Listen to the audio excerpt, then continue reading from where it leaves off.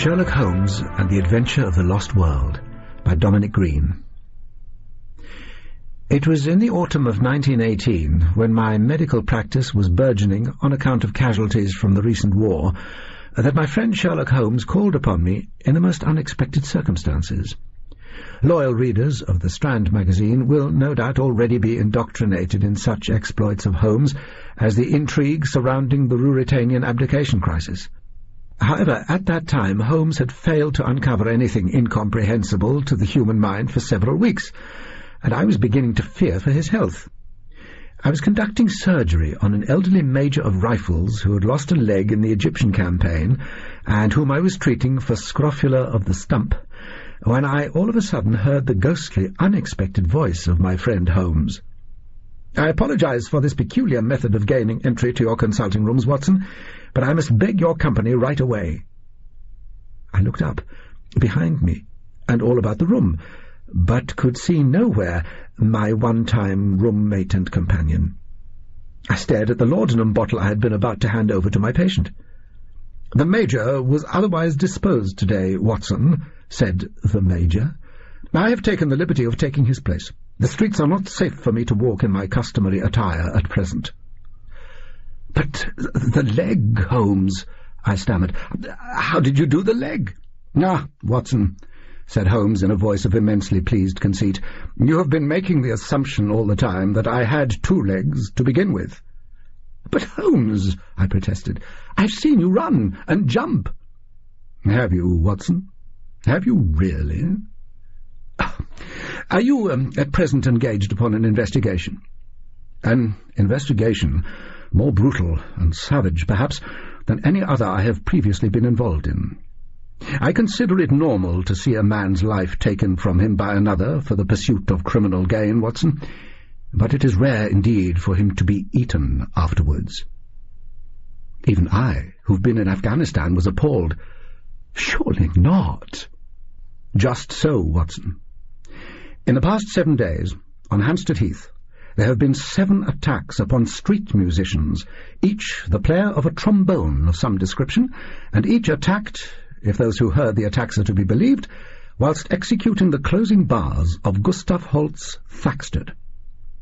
In each case, the victim appears to have been attacked from above, the flesh crushed and cut, the bones splintered, the capital extremity entirely missing in many cases. Each victim's body was also notable for the stench of corruption which hung about it, like gas gangrene. Accidental death has been ruled out, then. A recurrent trombone malfunction of some order has already been checked for. The instruments were produced by different manufacturers, all of the very highest reputation, and with large portfolios of quite living, healthy customers. However, I do not trust the unmedical minds of London's Metropolitan Police. I require your keen anatomical brain. A fresh body has been discovered on the Heath this very hour. I enjoin you to take the new-fangled subterranean railway to Hampstead.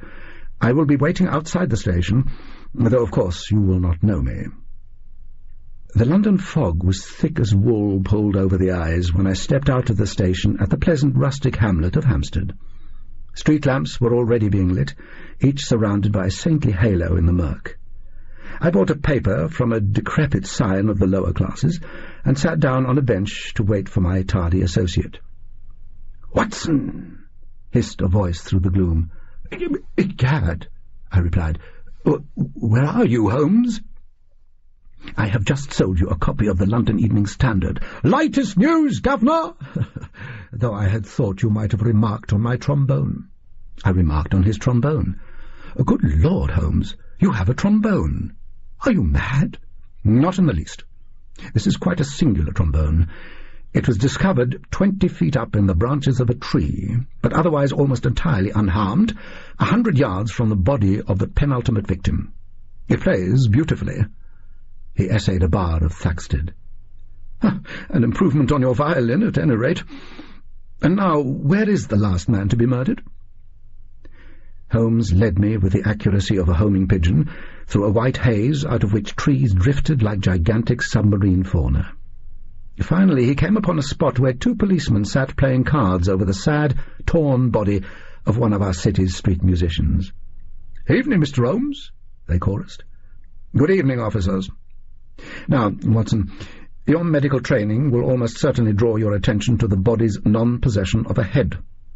What I wish to know is what removed that head so swiftly and so irrevocably."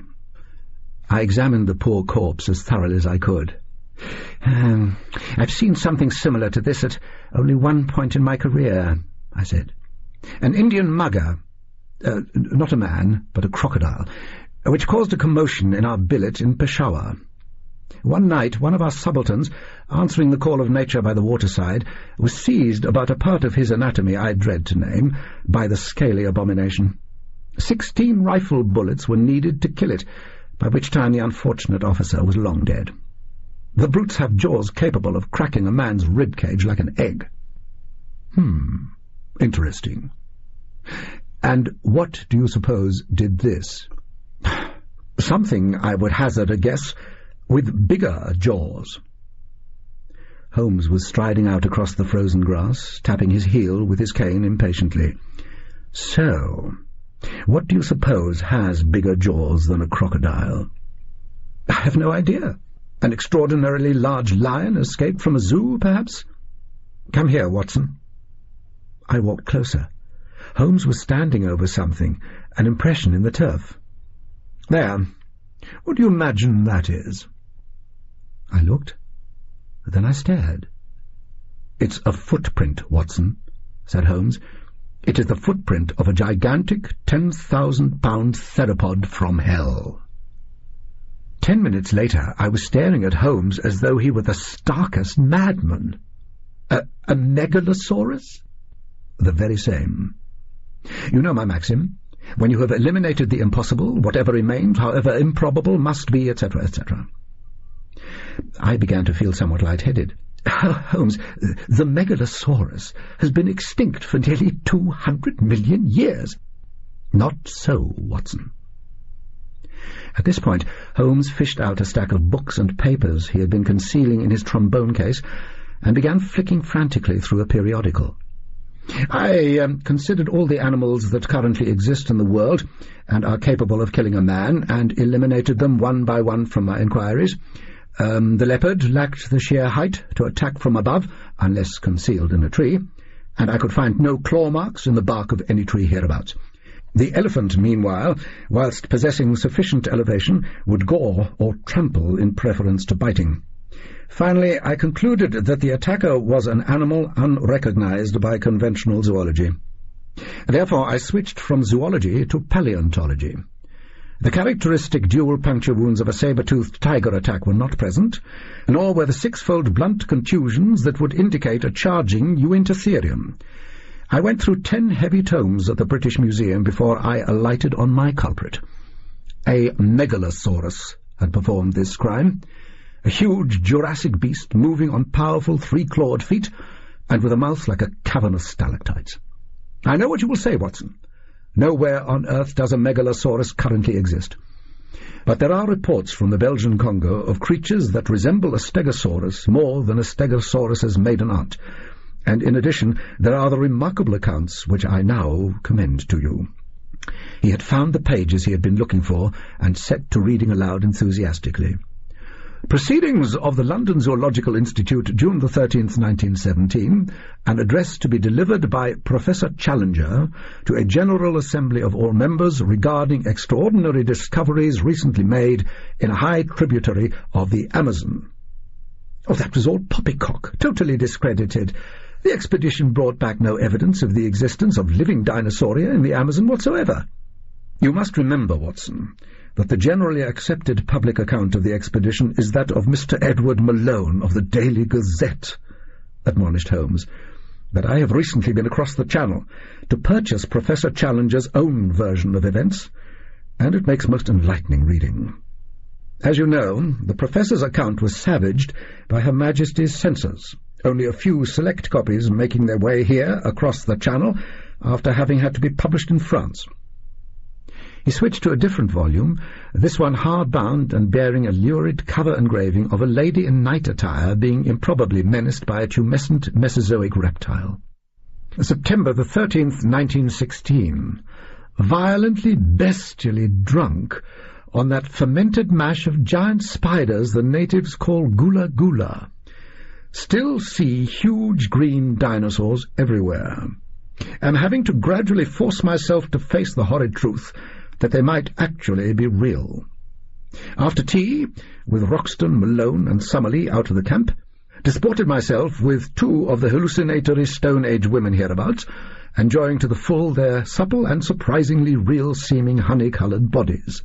"Oh, that is quite enough, Holmes," I snapped. "The ravings of a man in an arachnolysin-induced delirium are hardly proof of the continued existence of dinosaurs." "Agreed, Watson. But if we read on? If we but read on?" December the 1st, 1916.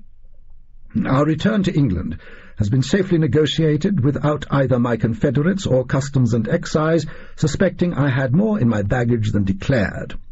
The egg is ovoid, as is only to be expected, about the size of a large coconut, porous-skinned and a bright saffron yellow in colour. I have been incubating it by stealing into the cargo hold and covering it with rotting kitchen waste, and in addition, whenever possible, sit on the egg personally. When questioned why I was sitting in rotting kitchen waste in the cargo hold by the ship's purser, I simply replied that I was incubating an egg which, when it hatched out, would develop into a 20-foot-long man-eating lizard, whereupon he simply grinned, tapped his cap in a friendly way, and left me to my own devices. February the 2nd, 1917. My hatchling has arrived. Have been feeding it turkey giblets, which it consumes with gusto.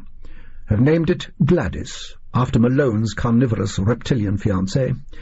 Gladys very attracted to bright objects and movement. Already appear to have lost the cat, a huge, fluffy, useless article, good only for destroying valuable furnishings. Wife distraught. Am beginning to like Gladys already. April the 10th. Gladys over 6 feet long now. Intend to take her into one of that confounded bore Walton's lectures on the malleability of germplasm. I will say nothing and announce nothing. Just take her in on the end of a long piece of string and sit at the back and stare. Then let that pie-headed buffoon deny the existence of living paleozoans. Green, the children's music teacher, has packed his things and left.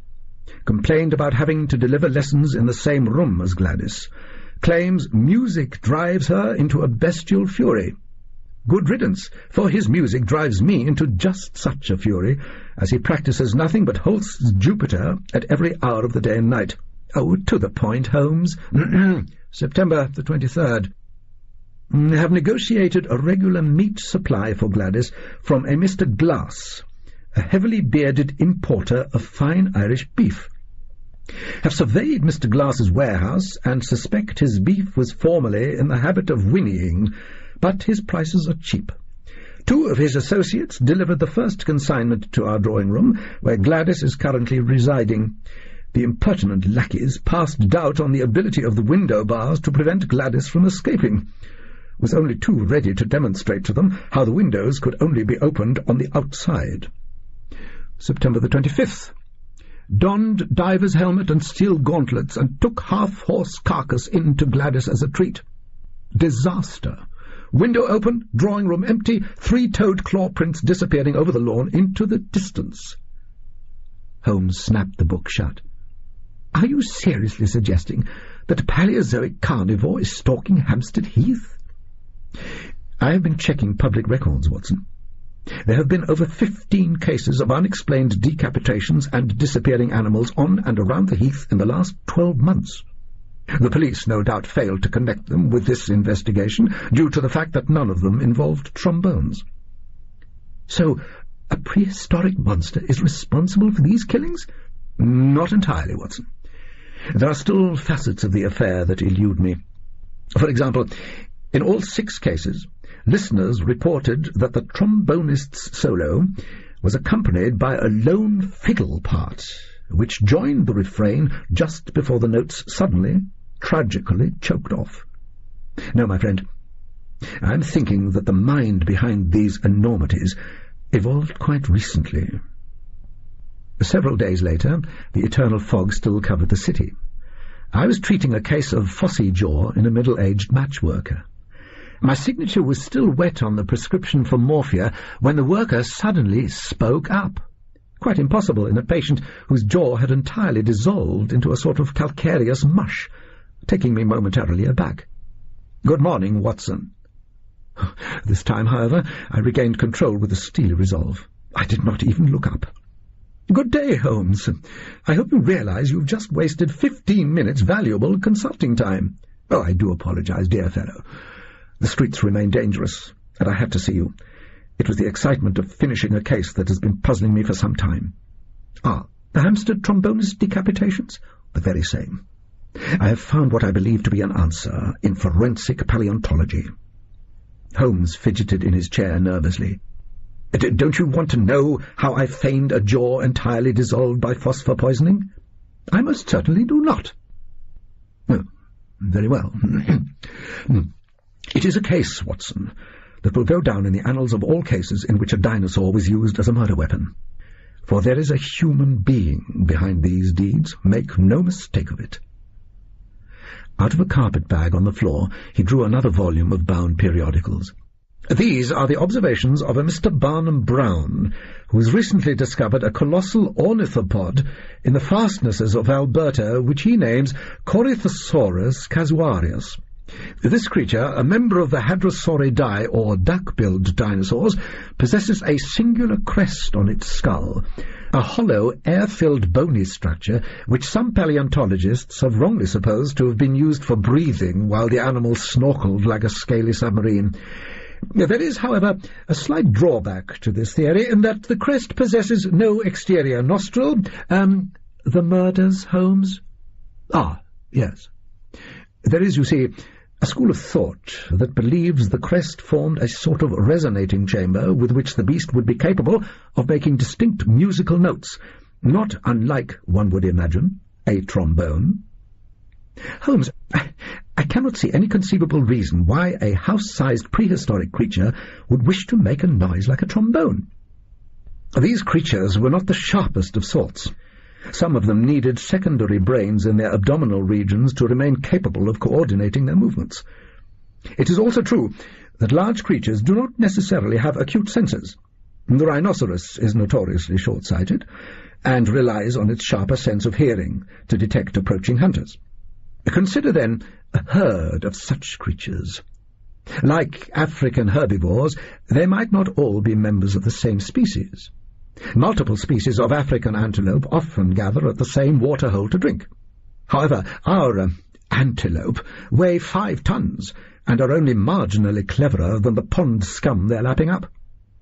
It is quite possible that they might elect to mate with the wrong species if they are not provided with some constant audible cue. Some species of hadrosaur might therefore have made noises like trombones, as if to say, 'Here I am a trombone-crested hadrosaur, and other trombone-crested hadrosaurs may profitably choose to mate with me.' But the noises they made would not be of interest solely to their mates. They might also have interested their predators." "Good God, Holmes," I cried, "are you telling me those poor wretches died simply because their instruments made sounds resembling that creature's natural prey?" "I not only believe it," said Holmes, "I intend to prove it, by the most direct means possible." He drew out the trombone from his bag, along with a copy of the sheet music for Thaxted. We were walking through a wilderness of winter-deadened trees in a fog in which an entire herd of Hadrosauridae could have stood shoulder to shoulder unobserved.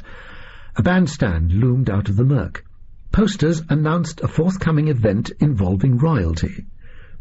"You will not need your pistol, Watson. It would be entirely useless against the creature. Shooting it accurately in the brain would be as hard as hitting a bull from 100 yards, and I imagine even 4.55 ball would simply bounce off its scaly hide." "There do not seem to be any dinosaurs in the vicinity, Holmes. I feel sure that such large animals would advertise their presence." "A predator," said Holmes, "never advertises its presence." And he raised the trombone to his lips and blew out the final bar of Thaxted. A tear rose to my eye at the thought of the country all of whose ways are gentleness, all of whose paths are peace. Then the hairs at the back of my neck stood on end, as I heard a distant, clumsy crashing from far away in the fog, as if a drunken coachman were attempting to drive an omnibus through heavy brush. "The hunter's afoot," said Holmes, "and it is we who are the game." He motioned to me to follow as he stole away. "Confound it, Holmes! I hadn't expected your damnable theory to actually be correct." "My theories, Watson, are always correct." With that he plunged into a nearby drain, or ha-ha, and squelched ponderously along it, not appearing in any hurry to get to the other side. "Into the water, Watson! In this fog the beast will hunt by scent." I have no shame in relating that I piled into the water more smartly than I have ever piled into water before, particularly since I heard, at a somewhat lesser distance now, the immense crackling whisper of something dreadfully, fearfully heavy walking across the carpet of fallen leaves on the heath towards our former position, walking slowly and appearing to deviate to left and right like a questing hound. I believe I actually heard breath escaping like a head of steam from a ship's boiler. "Do not make a sound, Watson, for your life depends on it." Holmes claims that he still saw nothing at that point. I would have been able to see nothing even had the beast been standing right next to me, for I had my eyes tight shut. But at that point we heard another sound, deep and sonorous, singing out through the fog, the sound of the low notes of a violin. It is difficult to convey how I knew purely from the sounds I heard through the mist that a Mesozoic lizard was cocking its head on one side, but somehow I knew this was what was happening, as if a bird on a branch had heard another bird whistle, or a dog heard its owner call. We heard it plunge away through the fog. "As I suspected," said Holmes, "there are two hadrosaur species." We sat in the pleasant surroundings of the Jack Straw's Castle Inn, near the flagstaff on the northern perimeter of the heath. Warm beer was a welcome antidote to the cold. "I cannot understand, Holmes, how the fact that there were two species of hadrosaur can possibly be significant." "Quite simple, I imagine. The first species, whose calls sound like those of a trombonist executing the final bars of Thaxted, are our Megalosaurus's preferred prey. The second species, meanwhile, whose call is more violin-like, are a related animal which moves with the herds of the first. But our carnivore will not attack this second species." "It will not?" "I will stake my life on it.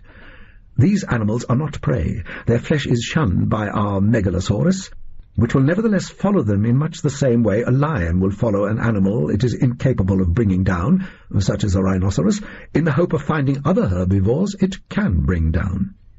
Nevertheless, Watson, whoever is controlling this creature is playing fiddle with the devil, and he is about to walk through that door right about now." The doors opened to admit a shabby-looking street musician, similar in appearance to the poor devil I had examined only a day earlier. "Mr. Green, I believe," said Holmes, "formerly music teacher to the family of Professor Challenger of Enmore Park. No, don't trouble yourself to pull out that revolver. You will find that almost every person in this hostelry right now is an armed member of Her Majesty's Metropolitan Police." Eerily, as if Holmes were some macabre puppeteer, every single one of the establishment's customers turned round and raised their hats to the newcomer. "You will perhaps be mystified as to how I know your name. You are, of course, an adherent of the Fenian cause and a proponent of Home Rule for Ireland. The merits or demerits of that question I leave to politicians. I involve myself only at the point when people believe their political causes justify murder. Your principal mistake was in presenting yourself in disguise to your former employer, Professor Challenger, as a meat wholesaler of the name of Glass. Glass, as Watson doubtless does not know, but I certainly do, is the Gaelic for green, a childish conceit which led to your downfall, Mr. Green. You noticed several months ago, whilst tutoring Professor Challenger's children, that the notes of the trombone appeared to induce a blind killing rage in the juvenile Megalosaurus chained up at the other end of the drawing-room. The notes of the violin, meanwhile, served only to attract its attention and cause it to follow the violinist round the room. It was after learning these facts that you formulated your plan. You planned to remove the beast from confinement using 2 of your Fenian confederates and train it to attack human beings. The small number of bites inflicted on his serving staff had convinced Challenger that the creature did not seek out human beings as prey. It needed to be taught to do so. And you, Mr. Green, have been teaching it to kill for the last 12 months. And why have you been doing so? Why, in only 1 week's time, His Majesty King George is due to attend an open-air concert at the Parliament Hill Bandstand on the Heath, where the final piece on the programme will be Mr. Spring Rice's inspired lyrics to Thaxted by Gustav Holst. In fact, it is only the final note of that tune that sets off the beast. Am I right? Holmes began whistling the final few bars of Thaxted. The musician's face palled. "Oh, for pity's sake!" he exclaimed, in a pronounced Dublin brogue. "You do not know what you're doing. If you value your life, if you value all our lives, stop!" And Holmes did stop, drawing out that long penultimate note, and laughed. "Indeed," he chuckled. "How could it be otherwise? We have Professor Challenger's word that you played Holst's Jupiter in the beast's presence without ill effect. Jupiter, of course, would have been safe to practice, for in Jupiter, which is otherwise identical to Thaxted, the final note never resolves. Were you perhaps hoping that the beast would wreak such havoc among the crowd that His Majesty would be trampled?" The scarlet-haired Fenian shook his head. "Oh, you do me an injustice, sir. If you'd only troubled to look further into the cast of the orchestra, you would have discovered I was to play the principal trombone. I intended to place myself directly before the monarch of your despicable island, blowing my horn for all I was worth. The beast would surely have taken the ermine-laden buffoon after it had finished with me." Holmes nodded. "I see you are a man of courage, if a misguided one. I am offering you an honourable way out." He extended a hand, proffering the trombone. The Irishman nodded sadly and accepted it. Holmes picked up the untouched pint of ale he had been nursing since we arrived, and held it up as well.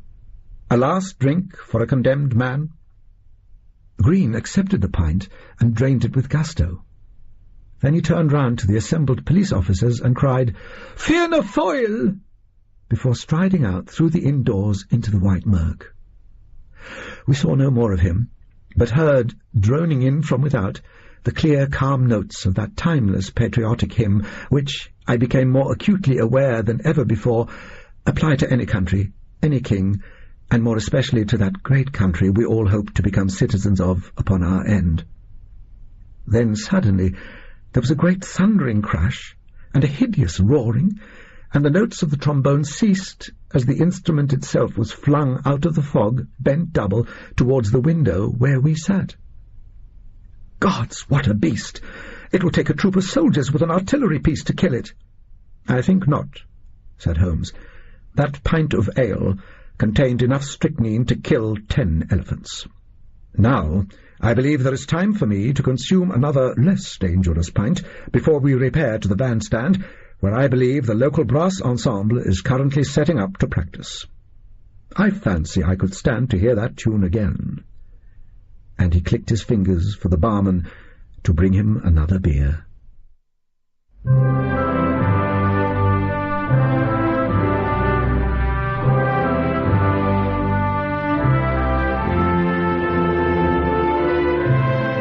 Sherlock Holmes and the Adventure of the Lost World was written by Dominic Green and read by Andrew Sachs. It was directed and produced by Anne Kelly.